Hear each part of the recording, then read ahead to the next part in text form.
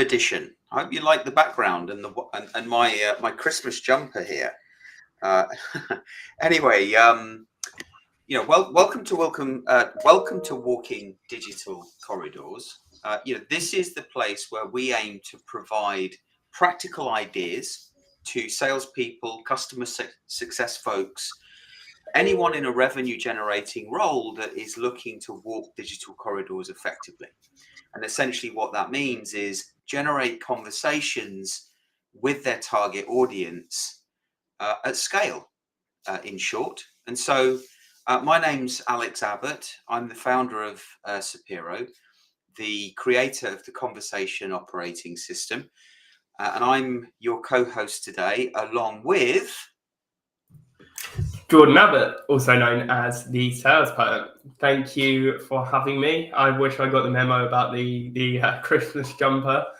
Mine's actually packed, as you know. I'm coming home for the holidays, so packed ahead of time. Yeah, looking forward to that. Looking forward to seeing you and Meg and the dogs, Okay.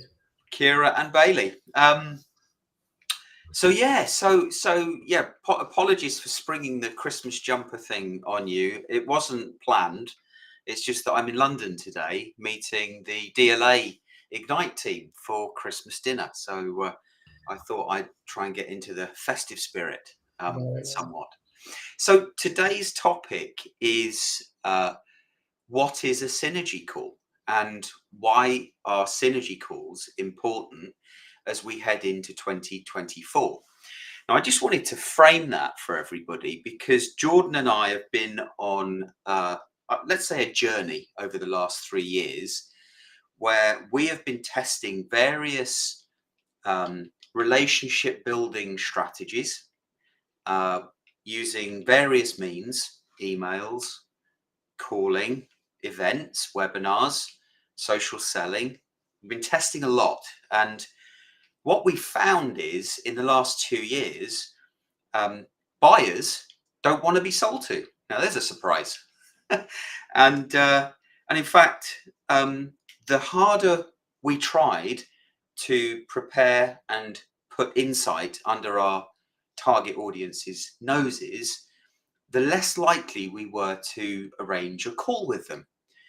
And we found that by ensuring that we are authentic and genuine through the content that we create and share, ensuring that we connect with people as human beings, leading with relationship and synergy, as opposed to insight and selling, we found that we were getting a call rate on average of around 10%.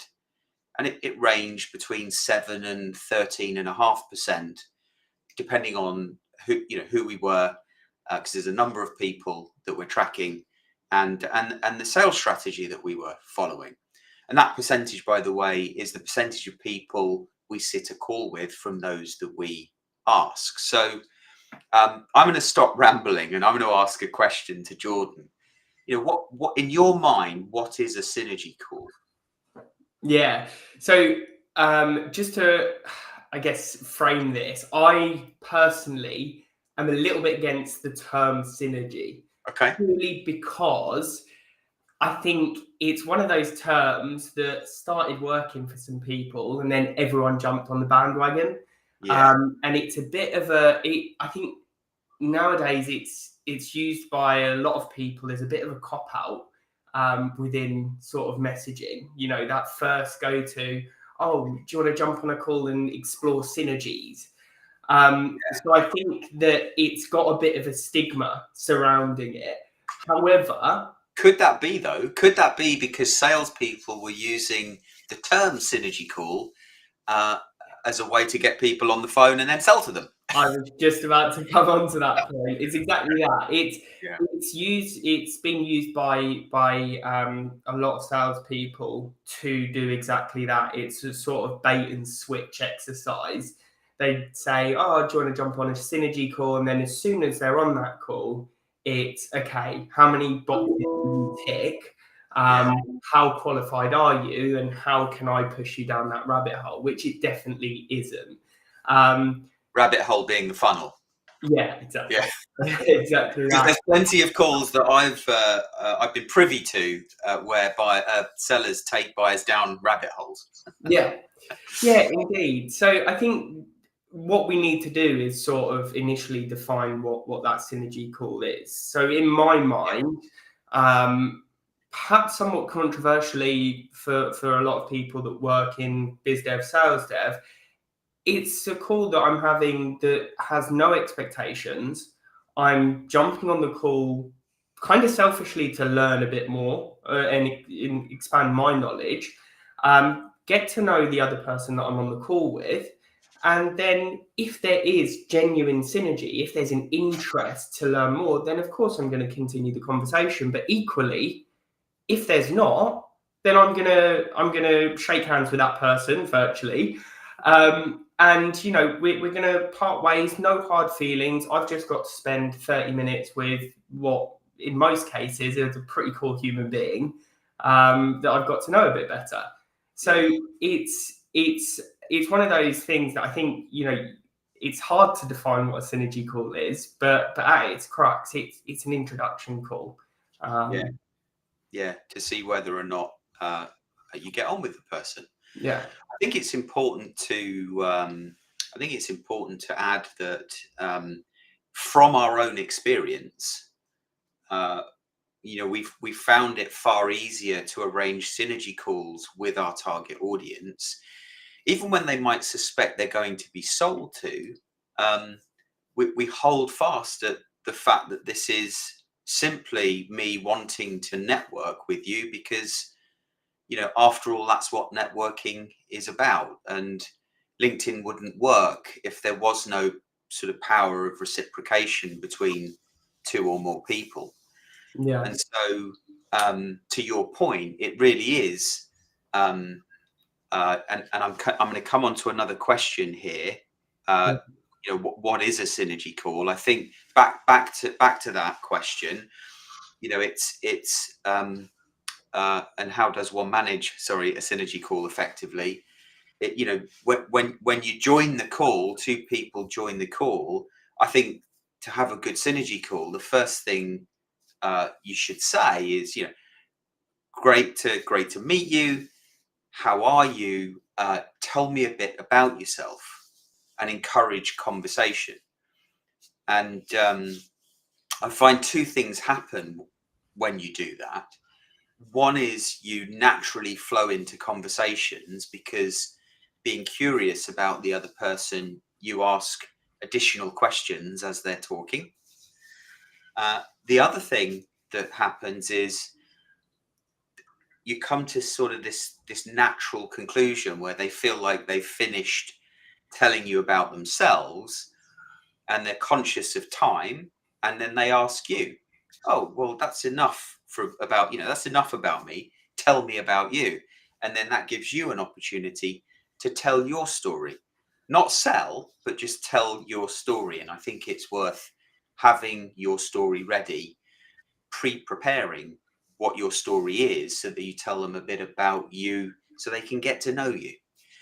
Yeah. And only at that point, if you feel like you like each other, the conversation then just naturally goes towards, well, what do you do for work? Tell me more about your business and what you do there. And then all of a sudden you're coming to the end of the call, and you both want to learn a little bit more about each other because you feel like you like each other, or not. And that's okay.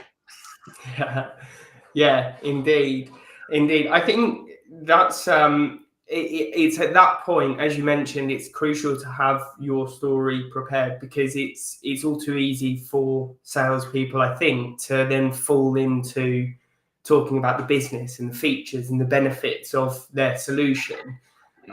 So one of the things that I really try and focus on is, explaining why I'm working for the company that I'm working for, what I get out of it, what purpose it gives me, rather than going to the solution. And Oliver Hillier makes a good point. Is this sales or dating advice? I mean, there's a lot of people that draw the analogy between sales and dating, and at the end of the day, what you're looking to do here is just build relationships with people, rather than sell to people. Yeah, yeah, indeed. And we should also add that often you have this synergy call. We have this synergy call with someone, sorry, and because it's been very clear about who we are and what we do through the content that we produce and our active social behaviors in terms of the conversations that we're getting into, quite often there are no surprises, right? So the the person at the other end of the phone, of the Zoom, of the Teams, already knows what you do, Yeah. and it's likely there's interest as a result of that. And so Yeah. then you still spend more time getting to know each other, because you really do want to get to know each other before you establish whether or not you want to take this conversation into a commercial one. Yeah, it's a really good point, and I think one of the things that we do need to stress is the fact that this isn't a tactic that can just be implemented on its own. There's everything else that needs to be done in terms of excuse me, your profile, telling your story, right? The content that you share, positioning you as someone who's worthwhile having a conversation with. And I think that's one of the things that a lot of people, or one of the first hurdles that people face, is they try and take this approach, but there's not much, making their profile look attractive. One of the other things that I do want to touch on is the rising sort of, well, I say rising trend, the show me you know me, right? That a lot of people use, the tactic that they use within their messaging.